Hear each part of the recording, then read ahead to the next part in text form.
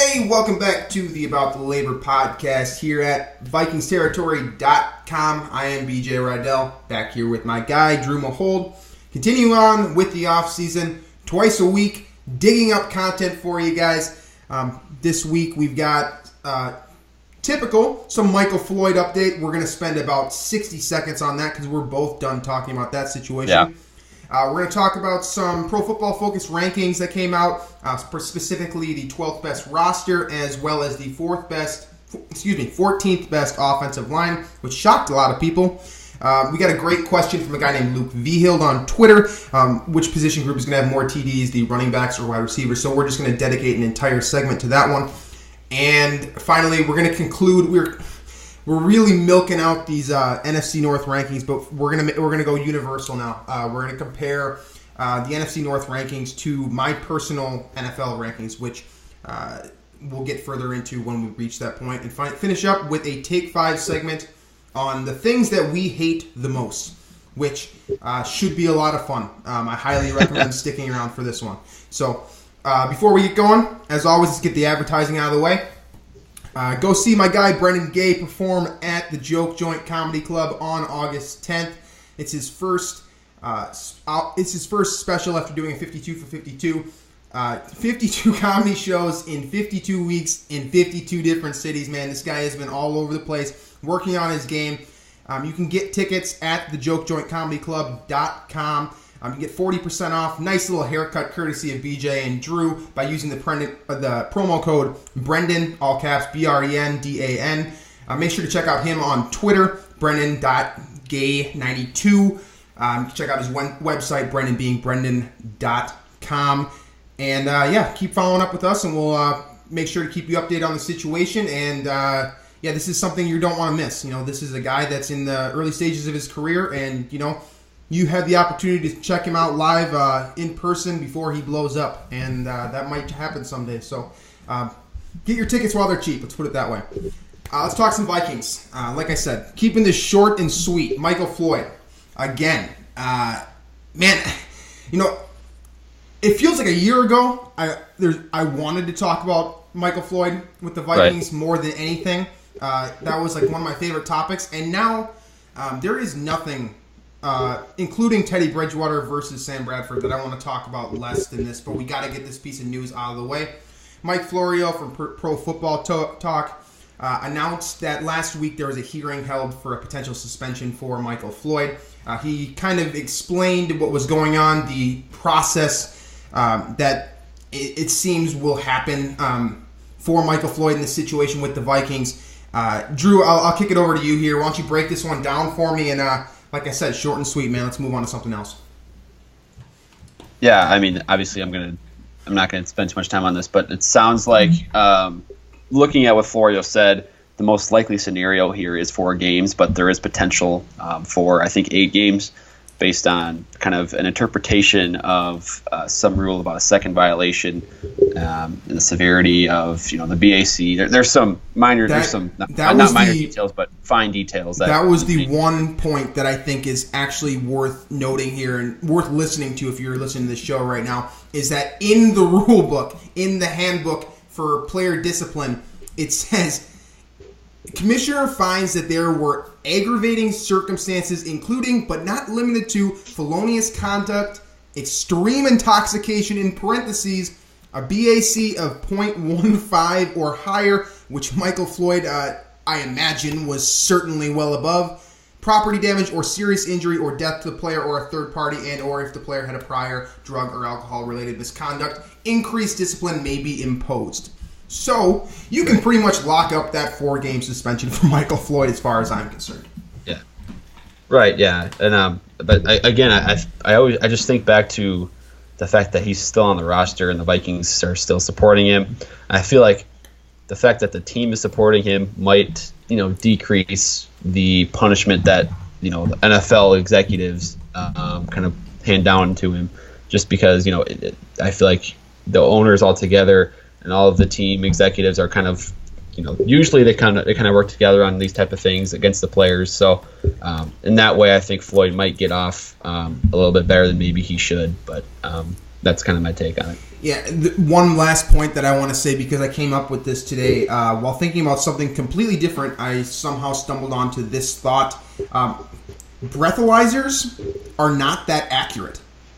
They're actually terrible at telling your actual BAC number. If you blow into a breathalyzer, if you've had the pleasure of doing so before, I happen to have that honor when I was 16 years old, so I fondly remember that. If it's on your lips, your BAC can be considerably higher than if it's in your actual bloodstream. So I'm trying to find some sort of little loophole here. If he was, for example, chugging kombucha and then literally went straight from chugging kombucha to the breathalyzer, maybe that set it off. That was what I thought about today. Take it for what you want. Little food for thought, just saying. All right, moving forward here. Pro Football Focus, this is another subject that I'm not always thrilled to talk about, but it seems like we keep falling back into it, and I feel like that's kind of a summer sports thing. It's judging other people's rankings, judging other people's analysis, discussing it. That's kind of what summer football really is at this point, and really at every point during the offseason. So Pro Football Focus, if you missed it, they ranked the Vikings' current roster as the 12th best in the NFL. They also ranked the offensive line specifically as the 14th best in the NFL. Instant thoughts, Drew. I mean, the 12th best roster thing it's feasible. It's fair. I think you could honestly argue that it might be low. You could also argue that it might be high. The 14th best offensive line, though, I feel like you have to argue that that's definitively high. Oh, absolutely. Obviously the Vikings made upgrades. They added Riley Reiff, they added Mike Remmers, and Pat Elflein's going to sneak into that starting center spot. Those three additions in itself are improving this offensive line quite a bit. But I mean, even looking back at Pro Football Focus' rankings from last year, Reiff and Remmers did not receive extremely high grades. I'm going to try and look those up here while I keep talking here. But I believe they were both in the 60s. Riley Reiff was at 68.7, I want to say. But yeah, I mean, so it's funny that they have the Vikings so high when their own rankings kind of have these guys low. But as far as the overall team ranking, I feel like 12th is pretty fair. Given it's so difficult to evaluate it because of how many injuries how many injuries took place last season. You can't get a fair evaluation on some of these, especially the offensive line and how beat up that was. And then you had obviously some defensive injuries too that took place. So I believe that a 12th is fair, and I think honestly I'm surprised it was actually that high. But I have those rankings here for Reiff and Remmers. Reiff was a 67.5, which I believe is categorized as average. And then Mike Remmers was a 66.1. So you're adding, below average. I think they're colored orange on here, which I think is average. So you're adding average tackles. It's below average technically. Okay, it is. Which is still an upgrade from T.J. Clemmings, who was in the mid-30s. Significantly, but you have Alex Boone on here, who's an average guard, slightly above average. Then you have a rookie coming in there who's never played as an NFL snap. And then depending on who you start at right guard, if it is Joe Berger, who actually grades really well for them. But I personally, there's so many questions that need to be answered here. It's so tough to put the Vikings in the top half, even in the top 20 for me. But I mean, if they can get to that level, that'd be great because this offense then will improve a ton, and the Vikings will be easily a double-digit win team. Yeah, what's interesting about the Vikings is that if you're grading the potential of this roster, it's probably very high because you look at all the blue-chip young players, guys like Dalvin Cook, guys like Xavier Rhodes, Harrison Smith. I mean, the list kind of goes on. Eric Kendricks, Anthony Barr, Trey Waynes, all of those young guys, if they pan out, Mackenzie Alexander, then the roster looks really, really good. The unknown, like Drew mentioned, is the big question mark here, and I think that's kind of what makes this ranking fairly surprising. Because you look at Dalvin Cook, and he doesn't have a grade for Pro Football Focus because he's obviously a rookie. He's coming in, and you expect him to be a fairly strong, significant contributor to this running back core. Latavius Murray, obviously coming over from the Oakland Raiders. That's a new piece. Guys like Stephon Diggs and Adam Thielen are still kind of working their way towards that elite status where they kind of have to prove it still. Xavier Rhodes, you can say the same thing. Drew, you've actually said that a number of different times. Terrence Newman is very old. You kind of got to wonder when he's going to break out the cane. Trey Waynes has never really shown that next step, at least to date, so there's still an unknown there, even though I'm personally very high on this upcoming season. Mackenzie Alexander speaks for himself. I mean, Jaleel Johnson, Tom Johnson's coming off of injury. You look at all of these moving parts, and I think it's very difficult to rank the Vikings very high with confidence, right? I think that fairly, I would say this is probably borderline top 15. So 12 is fair, but until some of these guys really prove it and get on the field and execute what is expected of them, it's difficult to rank the Vikings much higher than that. So I think Pro Football Focus actually kind of did a national media twist on us a bit here. This is a very generous ranking, in my opinion. Generous, especially from a national media standpoint. But I do think it can be very fair. I think you could look at this team a year from now and see them as a top 10 overall roster. All of these things are in play here. So I think Pro Football Focus actually did a pretty good job grading the Vikings' overall roster with relative to the rest of the league here. The offensive line thing, man, though, that's just... I mean, all of the unknowns that we just spoke of, Drew mentioned all three of them. Joe Berger moving from center to guard, which he had success in the past at guard, but he's moving back over there. It's a retransition, something that Brandon Fusco obviously struggled a ton with. Mike Remmers is very inconsistent on and off. He can be very, very poor. He can be very solid. Von Miller knows all about that. Riley Reiff is a bit of an unknown as well since he hasn't realized his potential yet. The one thing, though, I will add, I mean, the fact that Reiff and Remmers were both playing out of position last season can play into this year because I think they're both kind of going back to their natural roles, and at Reiff at left tackle and Remmers at right tackle, where they have been, significantly better than they were last season. So I think the potential's there, but again, I think, you have to look at recency, I guess. Recency bias actually matters here. I think when you're evaluating this, and there's a lot of questions that need to be answered. So, you got a rookie at center. You have two tackles that haven't played at the position they will play this year in 2 years. So, it's a little bit high, but I mean, again, if the Vikings can reach that level of a top half offensive line, then this offense will take off.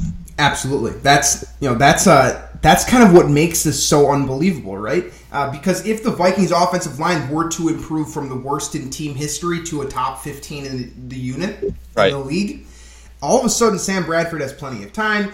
You start seeing that downfield accuracy show up a little bit more often. Running game improves. Yeah, holes start opening up on the offensive line. Things just start running a little bit more smoothly altogether. So that's what makes it so difficult for me. I would rank this unit, personally, probably borderline top 25. Maybe like 24, 25, 26 at this current juncture. So I love Pat Elflein. I think he will be a great upgrade. I think that Joe Berger is one of the best in the biz at what he does. I really like Alex Boone still, despite the down year. I have confidence in the potential of Riley Reiff and just the overall floor that he brings. He's not a total disaster. Let's put it that way. And I believe that Mike Remmers is a significant upgrade as well. So better than 32 is an expectation for me. Better than 20 would be a dream, in my opinion. If this unit ends up being a top 20 unit, I would be very excited, and I would expect the Vikings to win probably 10 or 11 games. Seriously. Yeah, I think so too. Again, like last year, when you look at the way the offense was kind of shaped, it was basically formed around this idea of hiding the offensive line because of how weak it was. They tried as much as they could to take clock when they ran the ball and eliminate the need to have more and more carries. And then when they were passing, obviously they were doing everything they could to get the ball out of Brentford's hands. The short passing game, the completion percentage record, we all know how that went. So I think everything opens up if you can have an offensive line that at least can show flashes of really good play. And I don't think last year that was even a thing. Continuity, right? If they can show a little bit of continuity. We need to bring that word back. We do. Bring that word back. There hasn't been a whole lot of happens on the field. What's that? It would help if it actually happens on the field and not everybody's getting hurt every single other play. It would be nice if we started using the term continuity with optimism instead of sarcasm. Right. So this unit, there's room for growth, and there is potential, I would say, to be top 15. I'm just not buying it. Again, very generous ranking for Pro Football Focus.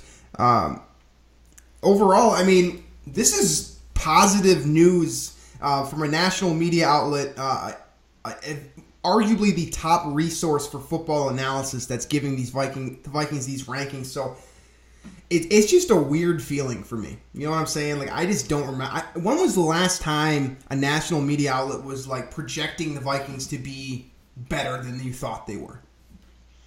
2009? Maybe. I don't know, because even then, though. But before the season, though, it was still people didn't believe in Brett Favre coming back because he was coming off that Jets season with the 2020 interception touchdowns and the whole thing going on with his ribs and whatnot. I think I checked this out recently. I believe they got as high as 3 in the power rankings that season, and I want to say they were as low as 18 or 19 early in the year. So I don't know. A bit of a tangent there, but just what I'm driving home here is the national media doesn't give us a whole lot of love. There's a reason why Mike Zimmer has that whole pegboard quote about putting stuff up on the news bulletin for everyone on the team to check out and kind of energize themselves off of. So this is a nice change of pace. So there is that. There is that takeaway, whether you like Pro Football Focus or not. It's nice to hear some optimistic Vikings analysts outside of us. So let's move on forward here to the positional production question here, right? Luke Vihild on Twitter. I'm not even going to try to spell his last name. It's very difficult. But he asked us a great question. I think he actually asked it before last show and we missed it. So more touchdowns in 2017, the running back group, Dalvin Cook, Latavius Murray, Jerick McKinnon, or this wide receiver core, Stephon Diggs, Adam Thielen, still Michael Floyd, Laquan Treadwell, Stacey Coley, Rodney Adams, Jarius Wright. Pick your poison with all those guys. Who's going to end up in the shuffle? Drew, what do you think? This is an interesting question. You don't really think... this has a lot of fantasy football implications for a lot of people. And obviously it's very early, I think, for that, but it's definitely being thought of here. And I'm going to go running back here. And I think while we've been critical of Reef and Remmers, I have been critical of Reef and Remmers. Obviously they're much better than the tackles the Vikings put out there last season, but they have their own faults and stuff. But as run blockers, they're both really solid.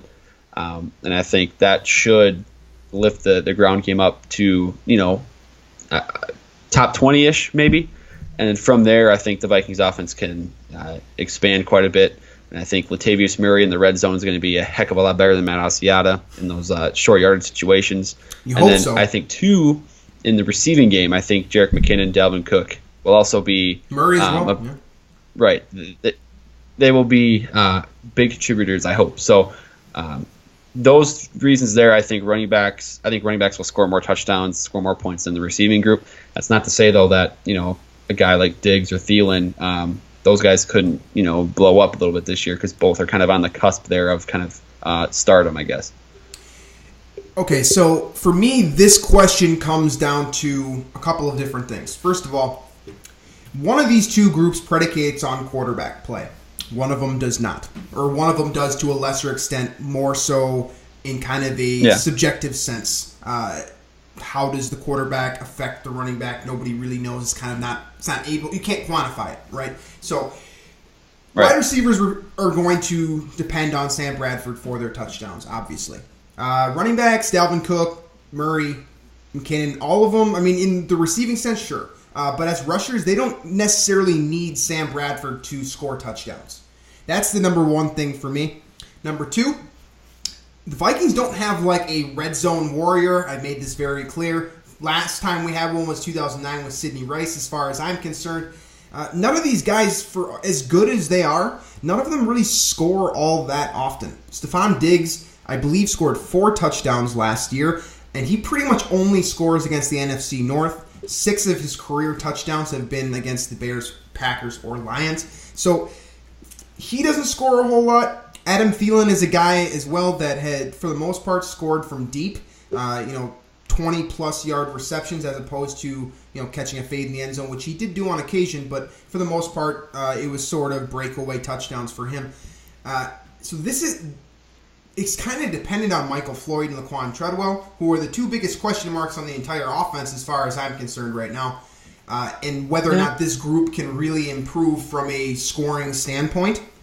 And I don't trust either of those guys right now. I like Sam Bradford. I'm high on Sam Bradford. I'm optimistic with him, but I'm not going to act like he's a world beater. He's not going to throw for 4,000, 5,000 yards like Drew Brees and rack up 40 touchdowns. That's just not how he plays the game. So I'm betting on the running backs simply because I don't think that Sam Bradford is a volume stat guy. He's more of an efficiency stat guy, which bodes well for the analytical people, and it kind of explains why they like Sam Bradford in that way, for those who are curious. On top of that, I mean, Dalvin Cook can be really, really good. Murray scored a ton last year in Oakland. He has a nose for the end zone.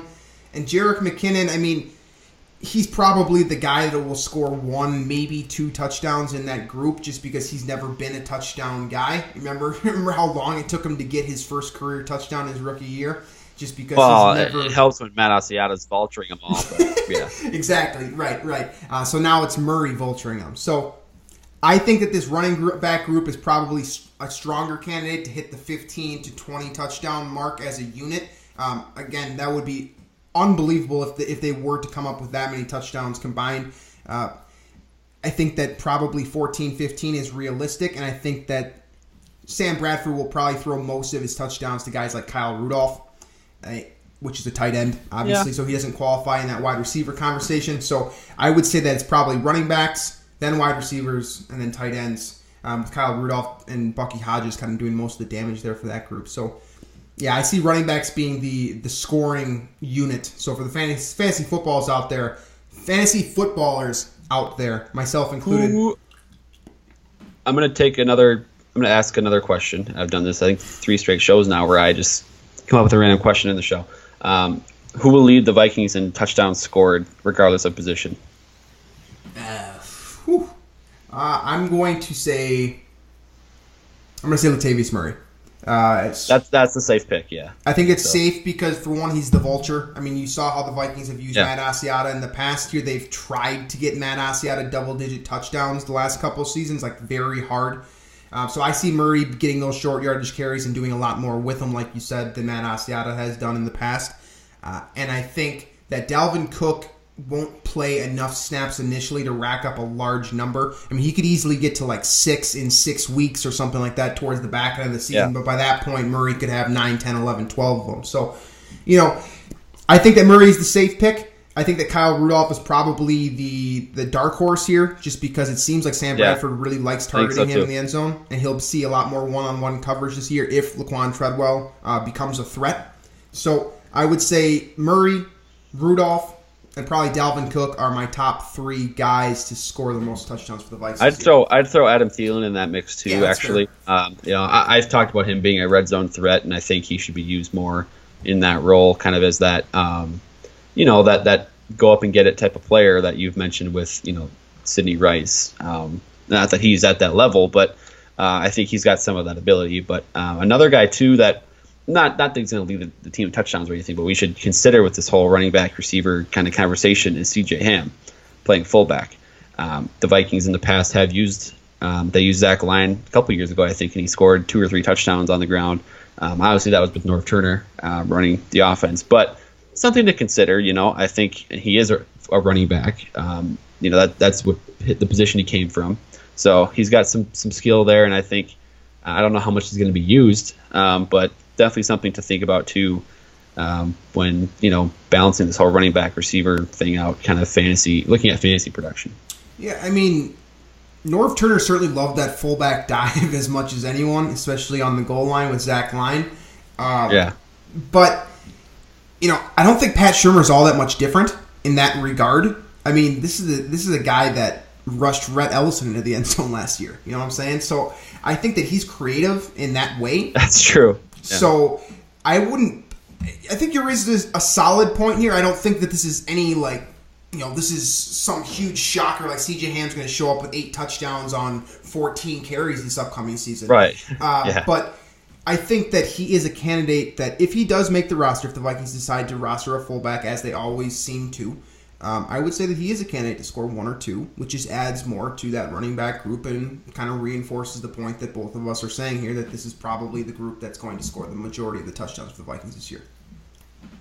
Yeah, I mean, the thing about this is I think running backs inherently kind of win this if you look at most teams around the league, even though that it's such a passing league. Yeah, I mean, even LeGarrette Blount last year scored 18 touchdowns. You know what I'm saying? I mean, what is that? I mean, how many yards did he have? 600, 700? It was like 8 or 9. It wasn't horrible. I mean, this guy is so much better, by the way, just I'm not trying to trash him. I know, I'm just completely random tangent here. This guy has been underpaid his entire career, literally because he punched a guy in the stands when he was at Oregon.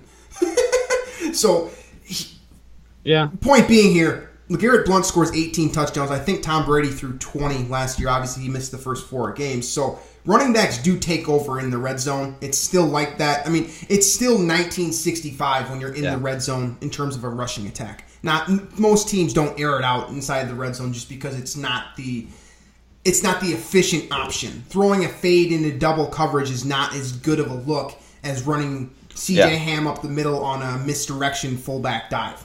You know what I'm saying? So I would say running backs is just kind of the inherent answer, like you're saying.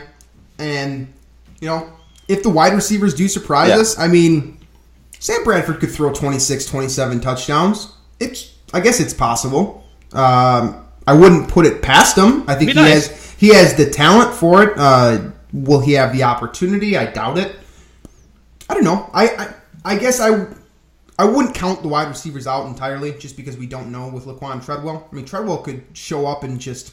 What if he's just this explosive red zone warrior that we were expecting him to be, and he comes up with... I'll have to eat a lot of words then if that happens. But I'd be glad to eat them. Yeah, so. You and I will chug those words. That would be great. I would love to see that. So let's move forward here into back to the NFC North rankings. Technically, this is just NFL rankings this week. So here's what I did. Last night, I was waiting for an app to download on my phone. I was bored, so I opened up a Google document, and I started writing out my positional rankings for the 2017 season after being a little bit rattled after watching the clips on the NFL Top 100, right? So this for me, full disclosure, it took me about 20 minutes to come up with these lists. I didn't do any research behind it. I was planning on doing more research, but it felt like this was a good topic for the show right now. So that's what we're going to do. So let's start right in with it here. This document, by the way, it'll be up on Vikings Territory for you guys to peruse at your leisure. Basically, I ranked 10 guys for each position. I tried to go as positional specific as possible here, so like 43 defensive end versus 34 defensive end, stuff like that. Starting with the quarterback position, I mean, you guys already know my top 5 because this is something we talked about. Tom Brady, Aaron Rodgers, Drew Brees, Ben Roethlisberger, Andrew Luck. Behind those guys, this was difficult for me, but I went Russell Wilson over Matt Ryan in that 6-7. Then I have Cam Newton, who, honestly, if you think he's underrated on my list, that's perfectly fine by me because this is a former MVP, a dominant player that could very well be underrated on this list. Phillip Rivers comes in at number 9 for me, and then Derek Carr, everyone's favorite topic right now, saying that he's overpaid. Phillip Rivers, I don't care if he doesn't have a Super Bowl. Dominant quarterback. He's a top 10 quarterback in this league, in my opinion. Some people think otherwise. I think you're wrong. Point being. And then Derek Carr, I mean, he has revolutionized the Raiders. As much as that might be difficult for Teddy Bridgewater fans to hear because of that inherent rivalry being from the same draft class, Derek Carr has changed the Oakland Raiders. This is a team that had been garbage for years, and Derek Carr has turned them into a dominant offense with a good enough defense that had he not gotten hurt last season, probably would have been a dark horse for the Super Bowl. So that's my top 10 quarterbacks. What do you think of these, Drew? I think the personnel is pretty spot on. Who you have inside the top 10. I would find a way to get Matthew Stafford in there myself. Right. That was the last man out for me, for what it's worth. Yeah, and I'd probably drop out Phillip Rivers, and that's not supposed to be in any way a disrespect to him, but and then my top 5, Rodgers number 1. I think we've had that discussion numerous times.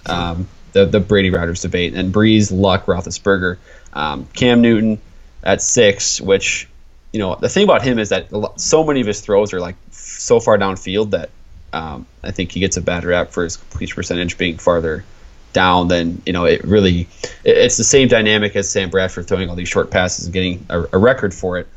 Newton's throwing the ball so far downfield that in his completion percentage will inherently take a hit. But then I have Wilson 7, Ryan 8, Derek Carr 9, and Stafford 10. So that's my top 10. I only know my top 10 off the top of my head just because I ranked them about a month ago, put them on Twitter, and it's a position that we've been talking about probably too much, right? Exactly, but it's fun. All right, so let's hop right into running backs. Obviously, we got a lot of positions to cover here, so it's a little bit rapid-fire action. For me, Le'Veon Bell is definitively the number 1 running back in the NFL. Yeah. I really don't think there is a question here. Some people might think David Johnson. Some people still probably – I would bet that Dallas is probably 95% on the Zeke Elliott train. Rightfully so. Very great, excellent season for him. But I've got Le'Veon Bell number 1. One of the most patient runners of all time. He is. If he just stops smoking pot and stops getting suspended, dude, this guy could lead the NFL in rushing every single year for the next 4 years. He's that efficient. He's dominant. He does it all. He's a no-doubter for me at number 1. David Johnson is a very worthy number 2. Obviously, the Vikings learned last season that David Johnson is, as advertised, can score from all over the place.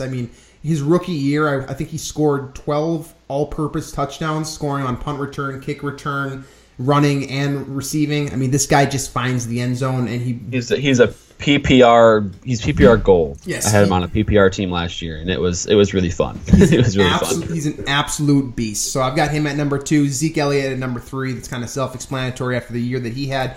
This next part of this list was difficult for me. After those top 3, it falls off a cliff, in my opinion, because there are so many question marks in terms of age, inconsistency, all that kind of stuff. So I have LaShawn McCoy at number 4. I think that's debatable. I went with McCoy at number 4 simply because he's been so good for so long. And he's in a run-first offense, one of the very few remaining in the NFL, so I expect him to continue to produce at a high level. This one might come as a shock. Number 5, I have Todd Gurley, a guy that completely disappeared as a sophomore.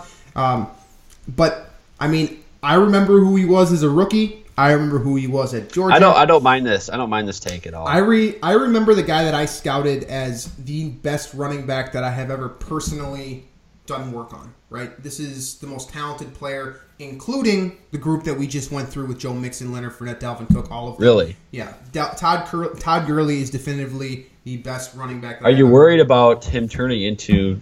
This is a very extreme example, but Trent Richardson, who had a really, really good rookie season, and then it's almost like teams kind of figured out. I'm just going to cut you off because I'm not worried about that. I think last season was a complete fluke with Todd Gurley. I think the offensive line, which was horrid in St. Louis, contributed to that. The fact that they couldn't throw the ball at all.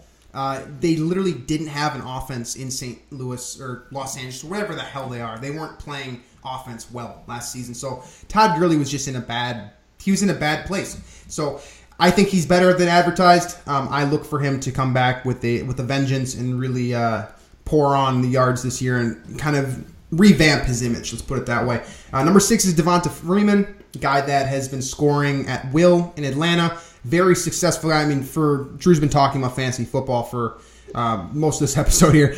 This guy's a warrior in fantasy football as a PPR guy. Absolute stud. I think that he's very good. What knocks him is that he shares reps with Telvin Coleman.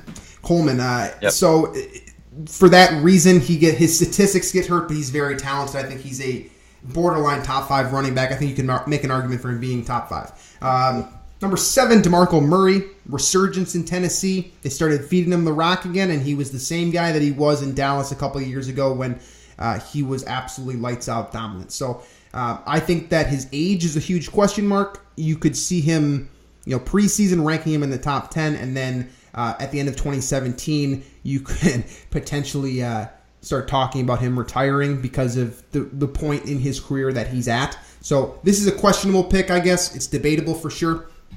But he was so dominant last year in Tennessee, and he's got Marcus Mariota to work with, and he's got Derrick Henry as well to take this, take blows.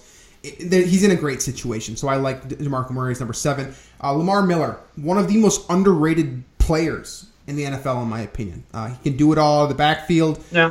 You can score as a receiver. He can score as a rusher. He's playing on just the most ridiculous contract ever. I think he signed like a 4-year, $25 million deal with Houston when he could have easily he deserved probably double that for the level of production that he has been putting up. So after him, Jay Ajayi, kind of this one's difficult because he was dominant for a short stretch last season. For about 4 weeks, he was like the very best running back in the NFL, and one of the best month-long sprees in NFL history, if I'm correct. Those back-to-back 200-yard games. Tons of potential coming out of Boise State. It was a question mark with the cartilage in his knee. That seems to be vanquished, and he's been electric ever since, but I want to see him prove it. So that's why he's number 9 and not higher than that. And then number 10 is a guy that has kind of flip-flopped with Todd Gurley. Same class, same pedigree, Melvin Gordon. Terrible rookie season. Really didn't do anything in that shotgun offense with Phillip Rivers. Didn't score a touchdown. And then all of a sudden, as a sophomore, he's scoring at will. If you had him on your fantasy team last season, I'm sure you were very happy with his touchdown production, his yards, his overall touches. He has made that offense more complete in San Diego. Obviously, they still fall apart in crunch time because that's what San Diego does. Maybe the move to Los Angeles will change that, but this is a team that has gotten a lot better because of a guy like Melvin Gordon. So that's my top 10. Your take, Drew? Yeah, I don't have a big problem with anything here. I think Freeman, I would put him number 4 over McCoy, but I understand your reasoning there. I'd also try to get Jordan Howard in the top 10. I think his rookie season was enough to get him in there. He kind of carried that Bears offense, what was there of it. So I think he's got some serious potential. I think he will be kind of in this top 5 conversation soon. But otherwise, no, I don't have much of really an issue there as far as your top 10 for running backs. Absolutely. All right, so let's keep going here into the wide receiver position. Wide receivers in the NFL is it's one of the most dominant groups in my personal opinion. There is an abundance of just unbelievably talented wide receivers in the NFL today. Had Calvin Johnson not retired early, it becomes even better. So I think a lot of people will disagree with me here. So I will give a little bit of support to this take. I still have Antonio Brown as the number 1 receiver in the NFL. I think a lot of people tend to favor Julio Jones at this point just because he has, I guess he's a bigger body guy with higher potential, but nobody runs routes like Antonio Brown. Nobody does it better. Straight up.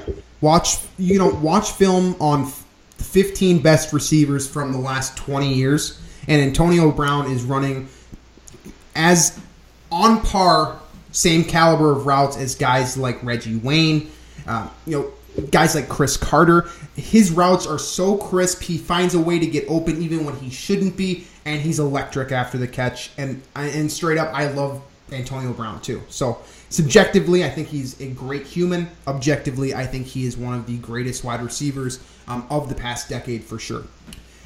Number 2, Julio Jones. Obviously, he's kind of a 1B to Antonio Brown's 1A. Number 3, Diva Man Odell Beckham Jr. I don't like the guy. This is an objective take. Ramen Noodlehead. Yeah, I'm not a fan of him. He's not a wide receiver. I would probably rather have the next 3 wide receivers than him on my team. But there's no doubting the talent, his ability. It's generational, no doubt. So he comes in number 3. Number 4 for me is A.J. Green. He leapfrogs guys like DeAndre Hopkins and Des Bryant, who are 4 and 5, strictly because he has had more consistent quarterback play. DeAndre Hopkins was He fell to the wayside last year. I think some people will argue that he's not a top 5 receiver anymore. That's on Brock. That's on the Brock. What was the phrase used to? The Brocket failed to launch pretty much all season long last year. The Brocket ship. Yeah, it could not launch. Never launched a pass with any accuracy in DeAndre Hopkins' direction last season, but he's still incredibly talented. I look for a resurgence with Deshaun Watson this upcoming season. Still top 5 for me. AJ Green, number 4, freak athlete. I don't think I need to say a whole lot about that one. I think it's pretty definitive that he's a top 5 receiver in this NFL. Dez Bryant, this is a couple years back, definitively top 3, arguably number 1. The injuries have hurt him. Dak Prescott's kind of slow development, and kind of the Cowboys leaning very heavily on the running game has reduced his production. But he's still dominant. He still throws up that X. And, I think that Dez Bryant, if you give him a guy like Drew Brees, for example, he's a candidate to score 18 touchdowns with 1,800 yards and like 105 receptions. He's just never... Tony Romo was so inconsistent with his health that he's never really had that consistent, stable signal caller that has control of the offense, where Dak Prescott as a rookie last year. I mean, everyone knows he deferred to Zeke Elliott for the most part. Saw it during the Vikings game, basically irrelevant in the passing game. That hurts Dez Bryant. So he comes in at number 6 for me. Mike Evans, number 7. He has earned it. This guy is great. You could argue that he's way too low for Mike Evans, by the way. Yeah, I was just going to say, you could argue that he could be even higher. Number 8, maybe a surprise, Brandon Cooks. Brandon Cooks is a guy that I think he's kind of been hidden down in New Orleans because of how... I don't know. I don't think New Orleans has been a very exciting team to watch, at least for half the time the last couple of years, given that their offense has been great, but their defense has been horrific. So watching the Saints hasn't been great. So I think Cooks gets overlooked. Julian Edelman is going to always be Tom Brady's number 1 target. I mean, they're best friends. But Brandon Cooks is going to have a great year in New England. I think that you could argue that he could be higher. I think you could argue that he isn't even in the top 15, potentially. I think you'd be wrong, but you could potentially argue that. I have him at number 8. Number 9 for me, Larry Fitzgerald. I mean, he led the league in receptions last year. He's an oldie but a goodie. And number 10, another guy that down year last year, completely blaming the quarterback, Allen Robinson down in Jacksonville. I mean, Blake Bortles... That sucks. Playing receiver with Blake Bortles throwing to you, that has to be a really difficult... task. It's not great. If you go back about 45 shows, I think Drew had one of his just most fire rants of his About the Labor career about Blake Bortles. We are not fond of him here at the About the Labor podcast. I think we actually both said that he deserves to be cut. And we No, you said Teddy Bridgewater's better with his left arm. Or no, you said Teddy Bridgewater's better with one leg. Like you said you go out there on crutches and be better than Blake Bortles. I stand by that take. So Allen Robinson comes in at number 10 for me.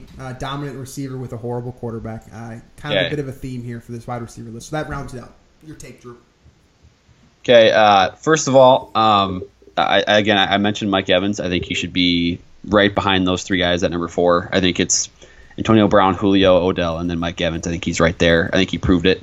And then a couple guys I'd throw into the top 10. I think about Julian Edelman in New England. I would think about a guy like Jordy Nelson maybe. I think obviously his age, he's getting up there, but I think you have to consider it. T.Y. Hilton's another guy. Led the league in receiving yards last year. Yeah. He's a very good big play threat, I think, and he kind of gives Andrew Luck that really the only weapon Andrew Luck has in that receiving core. And then looking through here, looking at this list of receivers, trying to find. There was one more guy I was going to mention, here it is. Michael Thomas. Obviously, I don't think now we can put him in the top 10, but he was next the last year, man out for me. He was the last man out for me. When the numbers he puts up this year are going to be top 10 worthy, I think, with Cooks gone. He's going to be with Drew a very, very high volume receiver this year. It's going to create chaos in Vikings Nation too. because of the Treadwell pick. But I could see him catching 100 balls, 1,800 yards, and scoring like 15 touchdowns this year. I mean, is that a potentially a bit of an exaggeration? Maybe. Is it completely out of this world? No. If it happens, I mean, I'm going to look back on this podcast and say, look at how so. I mean, they throw the ball so much, and it's such a high-paced offense that, I mean, if you're the number one target in that offense, you're just inherently going to put up big numbers the way Brandon Cooks did. So exactly. So let's move on to tight end here. I'm running short on time, so again, moving through these quickly. Tight end at the top, definitive, maybe the best tight end of all time. I think you could make the argument that he already is. I personally would. Rob Gronkowski, number one. I could not believe that in the NFL Top 100 that he wasn't a top 10 player. I think it's because of the injury, obviously. It's injuries, yeah. But when he's on the field, he is the most dominant player in the NFL. I'm going to pause to let that sink in for you guys. Rob Gronkowski is the most dominant player in the NFL when he is on the football field and healthy. And having Tom Brady throwing him the ball. I have two quick rebuttals, and Aaron Donald and J.J. Watt. Those are the two guys that I would have. Yes, absolutely. Certainly both in the conversation. Both two guys that we'll talk about tomorrow when we get to the next week when we get to the defensive section of the show. But for me, Rob Gronkowski is completely unstoppable in one-on-one coverage for sure. And even when he's got two guys on him, he still comes down with the ball. He is as good at catching the football in coverage now as guys like Randy Moss were back in their heyday.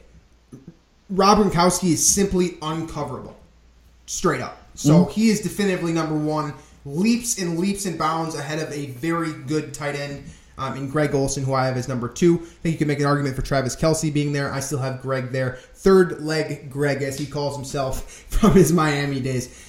Travis Kelce, number three, one of the best after-the-catch tight ends in the NFL right now and in recent memory. Jordan Reed from the Washington Redskins at number four. His biggest thing is durability. If he stays healthy for 16 games, he's a guy that could score 12 touchdowns. Delaney Walker, number five. That might surprise some people, but this is one of the most well-rounded and complete tight ends in the entire NFL, in my personal opinion. He can block as well as he can catch the football. He actually his career progressed as a Jim Kleinsasser type in San Francisco, but then when he came to Tennessee, he became that explosive receiving threat. One of the most complete tight ends in the game. I think you could make an argument that other than Rob Gronkowski, he is the most well-rounded tight end simply because he can block the hell out of you and beat you deep. So he comes in number five. Number six, another guy that deals with health issues. If he stays on the field for 16 games, Tyler Eifert, another guy that could score like 15 touchdowns. He's dominant. One-on-one coverage, he's a matchup nightmare. Those Notre Dame tight ends, man. Number 7 for me, Jimmy Graham. A couple years back, people were saying he was the best in the NFL. I think he has proven since his move to Seattle, not having Drew Brees throwing him the football, that he is a one-dimensional tight end that basically is a split-end wide receiver listed as a tight end. So that's why he's number 7. Number 8 is hometown guy. We got our first Viking on this list, Kyle Rudolph. He's established himself as one of the most well-rounded tight ends in the NFL, in my personal opinion. He can block. He can catch. He's a red zone threat. He's good after the catch. Overall, a very good player. And a list of tight ends that after... Top 10 is a bit high, I think. At this point in this list, you're running out of names to work with as is. So Kyle Rudolph kind of by default falls in the top 10 for me. I have number 9. I have Hunter Henry. This is one that Drew was actually shocked by. This guy is going to step in for Antonio Gates. He showed last season that he's already there, which is impressive for a tight end. If you know anything about rookie tight ends, it's that they don't touch the football ever. They just don't do it. I don't know what the deal is, but rookie tight ends, they just never do anything. It's very strange. Guys like think about like Eric Ebron, Vernon Davis. I mean, Delaney Walker, Jordan Reed, Travis Kelce, Greg Olsen, Tyler Eifert. Your next guy here too, and now your next guy. Exactly. So this is completely contradictory to what I just said. Again, it kind of parlays with the whole fact that tight ends after about that top 6, 7-ish area kind of falls off a cliff. But I have number 10. I have O.J. Howard, rookie from Alabama. This is the best tight end I've ever personally watched film of as a prospect. he was arguably the most dominant prospect in this entire class. I think if he played a different position, a position that people cared more about, he would have been drafted considerably higher. I think that Tampa Bay got an absolute steal. With Jameis Winston and Mike Evans to help him out, he's in a great situation. I think that he will immediately establish himself as the guy that we all expect him to be. So he still makes my top 10. Yeah, okay. First of all, Gronk is the shoe-in number 1. I don't think it's close, and it shouldn't be close. I'd put Kelsey 2, and I'd put Jordan Reed 3. I'd put Greg Olsen 4. I think, Jimmy Graham, I think, would probably be my 5. I get your point about him being mostly wide receiver, but at the same time, I think you have to give him credit where it's due at some point. What he brings on the football field, regardless of where he's playing, I think should be kind of evaluated here. Yeah, so that's kind of where I would change that. You did mention Zach Miller, who I spoke highly of during our NFC North rankings from Chicago. Or Martellus Bennett. I think he deserves a top 10. Yeah, I was going to mention him too. I think those two both should be in the top 10 here. Would you put them above Kyle Rudolph? Both of those guys? Yes. Really? Okay. Both of them. Okay. Both of them. Yeah, and it's not like, I think Rudolph he's nothing spectacular. I think he's just solid. He's solid. He'll get the job done, but he's not going to make that game-breaking play that, he's not going to bust open that 40, 50-yard play, or he's not going to, like Zach Miller did a few times last year, kind of reach up and grab that one-handed catch. Did you remember that a couple times last year in the middle? You're really in on this Zach Miller turn, aren't you? He's so underrated, man. I tell you what. Talking about Zach Miller after the catch as a positive? I mean, no. I was talking about his one-handed catch. No, I know that, but you said you also talked about the breakaway ability, which he did do a couple times last year. You're correct, but I find it very funny that you're defending, first of all, a bear. That you're defending a bear, first of all, and second of all, I find it funny that you're defending like a 38-year-old guy that. Yeah. I love it. Good. Kyle Rudolph's not the fastest dude on the field. He's not. He's not. You're right. You have an argument here for sure. I'm sticking with Kyle Rudolph though. I think that he will build on last year with Sam Bradford, and I think that he will earn my distinction as a number 8 overall tight end in this NFL. So short on time, we're going to run through offensive line real quick, group it together like we always seem to do. Offensive tackle for me, number 1, definitively, Tyrone Smith, the most valuable player in the NFL, in my personal opinion. Joe Thomas sticks in at number 2, the most consistent, most durable. Just a definitive Hall of Famer. My God, get this guy some wins. Number 3, Trent Williams from Washington. I think you can make an argument that he could be a strong number 2, arguably number 1. He was dominant for Kirk Cousins last season. Really helped Kirk Cousins take that next step. Andrew Whitworth, a guy that everyone is very familiar with now. Old, still good. David Bakhtiari. We talked about Green Bay's offensive line. Outstanding player. Lane Johnson, guy that has been suspended a couple of times for performance enhancers. But he's also one of the most athletic human beings in the entire world. And you saw Carson Wentz fall off a cliff when his suspension came true. Yeah. So dominant player for Philadelphia, guy that will be their left tackle once Jason Peters carries on. Taylor Lewan, Tennessee, very underrated player. His partner, Jack Conklin, rookie that I actually didn't like as a prospect. I have him at number 9. So both Tennessee tackles. I have both Tennessee tackles here in this top 10. So Taylor Lewan is an extremely talented, underrated guy. Jack Conklin is very, very good at right tackle. I don't want to see him on the left side, but he's really, really good at right tackle. In between those two, Nate Solder, that's Tom Brady's guy. Also Marcus Cannon in New England, who I didn't rank in the top 10, but could potentially have earned a very... He deserved a spot here. I went with Teron Armstead, the left tackle. A spot. He did. I went with Teron Armstead, left tackle from New Orleans. Very underrated player that I really like that I don't think gets enough pub. So I popped him in there at number 10. On to guard, Marshall Yanda, definitively number 1 still.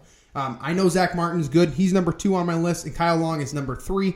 But Marshall Yanda has been doing it forever and doing it as good or better than pretty much everyone. So Baltimore guard, not a huge publicity guy because he's not in Dallas, but unbelievably talented. I didn't even think twice. Number 4, a little bit controversial, Josh Sitton. So I've got back-to-back Chicago Bears here, 2 guards for Chicago in the top 5. Number 5 is Kelechi Osemele, another guy that Vikings fans are familiar with, and probably saddened that he's on this list because they didn't end up with him themselves. TJ Lang, my favorite mauler in the NFL, number 6. Number 7, Kevin Zeitler from Cincinnati. 8, David DeCastro from the Pittsburgh Steelers, another guy that kind of very underrated guy that doesn't create a whole lot of publicity for himself. And number 9, a guy that creates way too much publicity for himself, Richie Incognito. He has came back and been extremely, extremely good after that whole bullying thing, which, interesting situation, put it that way. And number 10, Gabe Jackson, Oakland offensive lineman. That's two guys from Oakland, 2 guys from Chicago.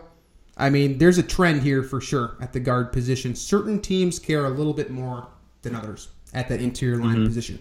Offensive center, Travis Frederick. I think that's pretty definitive. I don't think anyone will argue with me on that. Rodney Hudson, center from Oakland. So that's a lot of Oakland offensive linemen, by the way, that we've got on this list. Alex Mack. You already forgot one at tackle, too. Did I? Oh, yeah, you forgot Donald Penn. You didn't even mention him. Donald Penn, yeah. That's kind of absurd, but he's, whatever. Alex Mack, one of my favorite personal centers, a guy that didn't want to leave Cleveland, but did anyways, and then pretty much had a very Cleveland situation happen to him in Atlanta with the whole Super Bowl comeback thing last year. So he comes in at number 3. Love his talent.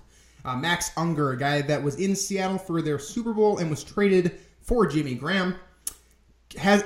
New Orleans, I feel like New Orleans players don't get enough publicity. But Max Unger is extremely talented, very good guy. Perfect match with Drew Brees. Cerebral talent, knows exactly what he's doing, makes the line calls. Love him.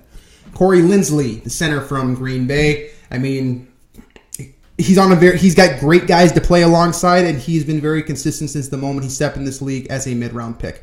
Matt Paredes from Denver. I believe he was actually the most efficient center in the NFL last season. He's a guy that needs to prove it again for me. But he was dominant last year, and I would expect that to continue. But right now, he comes in at number 6 for me. Number 7, the crafty veteran Ryan Khalil. Bit of a down year for him last year, but when Cam Newton is at his best, Ryan Khalil is also playing very well. So I love him. Brandon Linder is a guy that I feel like a lot of people probably don't even know who he is, to be honest. But very talented player, deserving of the number 8 spot. I picked one Pouncey brother. I went with Marquise as number 9. I think you could make an argument for Mike deserving to be on here as well, but I didn't have room because I put in one of my favorite players in the NFL from a personality standpoint, Jason Kelce, longtime stud in Philadelphia, in at that number 10 spot. Your reaction, Drew? Donald Penn should be on this list in the top 10. That's kind of nuts that he was not, and you should feel ashamed for yourself. I think I think Joe Berger. He was on my initial list. He was on my initial list. In either the guard or center spot, I think he could be kind of at the bottom of the list there. But I think the rest was okay. But I went with Gabe Jackson over Berger strictly because he was more efficient on a better offensive line. Yeah, that's fair. If you showed this to a Raiders Rube, and they saw this, and then they saw Donald Penn on this list, they would be one of those most Raiders Rubes that I know online would be kind of, you don't have Donald Penn on here. Your entire list is invalid. I'm going to block you now, and hopefully nobody takes this seriously or whatever, because that's how Twitter is and that's how Rubes are. But no, it's fine. I like it. It's good.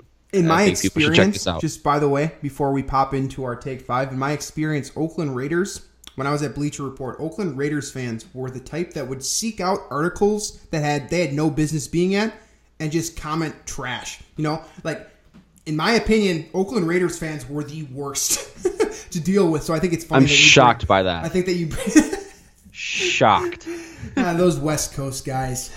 All right, let's hop into this Take 5 here. Obviously, very short on time, so I would love to have had like 20 minutes to do this segment, but we don't. So we'll try to make this snappy. Take 5 things that we hate. So obviously, last episode, we prefaced that we were going to do our least favorite travel locations. We just took it up a notch and went with everything we hate. So, yep. Drew, start me off. 5 things that really irk you. Yeah, I'm going really in no particular order here. I just kind of have them written down, so I'll just name them off. First of all, politics and people's opinions in politics. I don't like them. People are irrational and they are stupid, and I do not like it. Next, I have Sprint, the cell phone provider. It is terrible. It is worthless. I'm done. I'm done talking about it.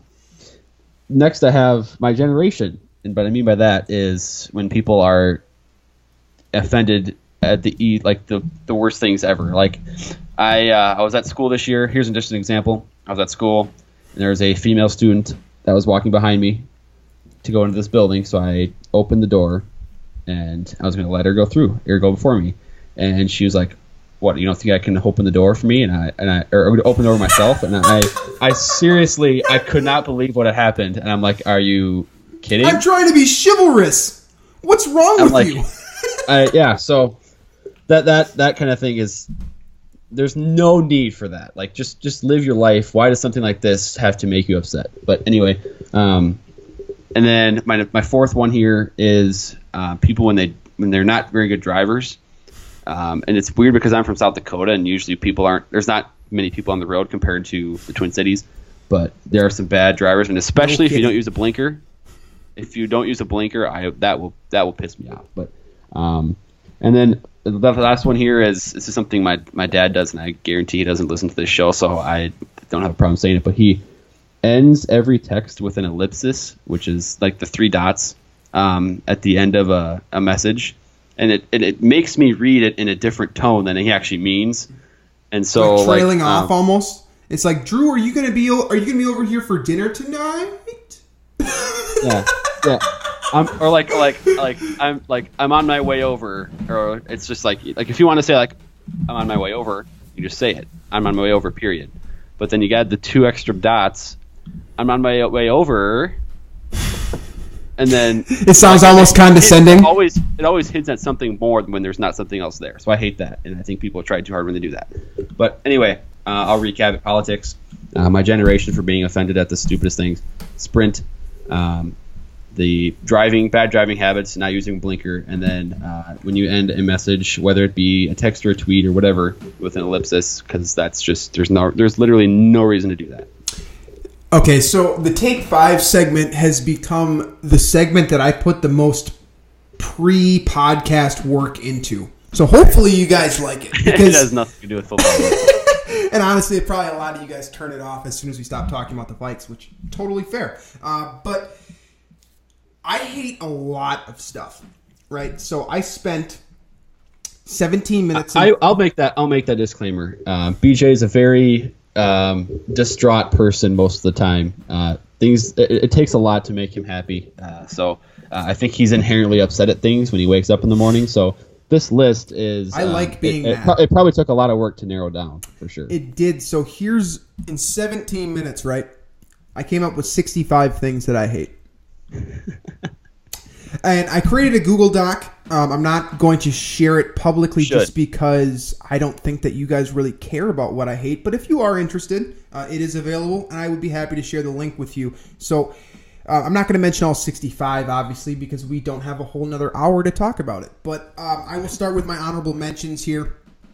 I have a total of 5 honorable mentions and then 5 finalists. And then the rest of them are participation trophies, which is another thing that I hate, for the record. Starting with clothes that shrink way too much after just one time through the laundry. Garbage. Why would I pay $40 for a shirt that's gonna be 2 sizes too small a week later? Hate it. Number 2, honorable mention still here. When beef, steak, any sort of cow meat gets stuck in your teeth, particularly like beef jerky. It's impossible to get out. What about like corn on the cob? Yeah, corn on the cob. I mean that works. That works too. You literally need a toothpick to get beef out of your teeth. So I hate that. Your versus your. Don't screw that up. Oh yeah, we're adults. We're adults. That's something you learned in 2nd grade. Stop it immediately. Next one, math. I'm really, really, really good at basic math. I can rip out multiplication tables as good as anyone, all the way up to like 50. As soon as you start throwing variables in there, algebra stuff, I went from an A, like 108% in math, to straight failing. I got a 13% on a college exam in math. So that is the worst thing, period. And the next one is kind of a little situational specific. The day after WeFest. So for my friends that have been to WeFest before, it is the worst day afterwards. And I guess you can figure it. For those of you who have been to WeFest, you know exactly what I'm talking about. For those of you who have not, I guess you have to figure that out on your own because we don't have time to talk about that right now. Number 5, being fake nice to make people think that you're a very deep, kind person. Also known as using this is a Facebook. very good one. Also known as using Facebook as a diary. Don't do it. I don't care if you saved a puppy. I really don't care. And trust me, all the girls that you're trying to hit on when you put that post up, they don't care either. They're liking it because they feel bad for you. Stop it immediately. Just be a normal person. Be honest. Be genuine. That's what matters. Stop being fake nice. It's so garbage. And I will never, ever do fake nice. There's a reason why I'm kind of a 60-40 guy because I speak my mind like that. So number 4 for me, reaching over the sneeze guard at Chipotle. For those of you that know me at all, you know I love Chipotle. I go there basically twice a week. Oh my God, stop pointing at the chicken like you need to reach over the glass and like get 2 fingers down to like tell them what you're ordering. They know. They work there. Knock it off. Stop. The sneeze guard is there for a reason. Number 4 for me. Number 3, moving furniture. There is very few things that I complain about on Twitter. One of them is moving furniture, and I do it all the time. I absolutely hate moving furniture for the rest of my life. I will never do it again. I will pay someone to do it. So if you know a good moving company, let me know. You know where to find me. Number 2, what I wrote down is not acceptable for on-air recording, but it's the same basic premise as what Drew was talking about with the millennial generation and our general softness. Very, very few things get me fired up more than this. I really think that we have taken a step back as a society because everyone is so damn soft about everything. Everything is an issue. Everything is a problem. Everything is everyone else's problem. Just stop caring so much about what people think. This is fascinating to see when I like on a college campus. It is fascinating to see this actually between how different it is between people that kind of have this little this issue that we're talking about, the whole softness thing, and then when you see someone that doesn't have it, like first of all, the other person's way happier, probably more successful. Probably more well liked universally among their peers because they're not complaining about everything all the damn time. Some of the stuff that millennials complain about, I'm literally drifting away from the mic right now because I'm actually starting to get amped up and starting to yell a little bit here. The stuff that millennials complain, and I am a millennial, don't get me wrong. I was just born in the wrong era. The stuff that people go, not getting a trophy? Dude, you didn't win. You don't get a trophy. Sorry. That's how it works. That's how winning and losing works. Like, stop crying. Go up there and hit better. Don't strike out next time. That's how it works. There are winners and there are losers in society. It's going to always be that way. Don't try to pick them up. You don't see hyenas complaining about other hyenas because no other species does this except the human race. We are the only ones that care way too much about garbage, little things. People complain about seaweed. Like, the amount of, people complain about, oh my God, just everything. Everything. Twitter is a nightmare, especially when politics get going. It's an absolute freaking nightmare. You guys suck. Straight up. Point blank. You millennials out there, quit being so soft. You are literally ruining the image of our generation. Finally, that's not even number 1. That one's big for me. I talk about that one a lot. But number one for me is the worst organization, the worst company. This is a corporation that if they offered us to advertise on our show for money, I would say no, because I hate them that much, and that is Comcast. And for anyone in the St. Paul area, guys, you know about the monopoly that Comcast has. The fact that because of our weather here in Minnesota, we can't get things like DirecTV. Comcast is the only option you have, and you have to sit on the phone with them at least once a month for like 90 minutes while they refigure out your system. When they come to install it, they generally forget something. When they call you on the phone, they ask you 12 questions that you've already answered. When you talk to anyone in a raised tone, they play the victim, like millennials. Everything about this corporation sucks except their technology. That's literally the only good thing that Comcast has. Their customer service, worst in the entire world. I would rather try to buy a steak in Sierra Leone than purchase Comcast in Minnesota.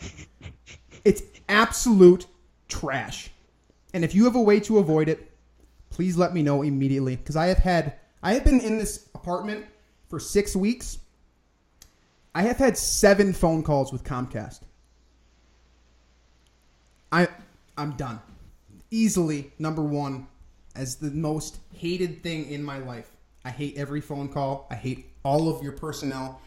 I'm now very scared of talking to Comcast when I get to my house this fall, because that's going to be our provider. And I've heard of these problems before, but it's never really been my direct responsibility. But now it kind of is, and I'm not looking forward to it, because usually, in the past, it's been St. John's figuring it out for us.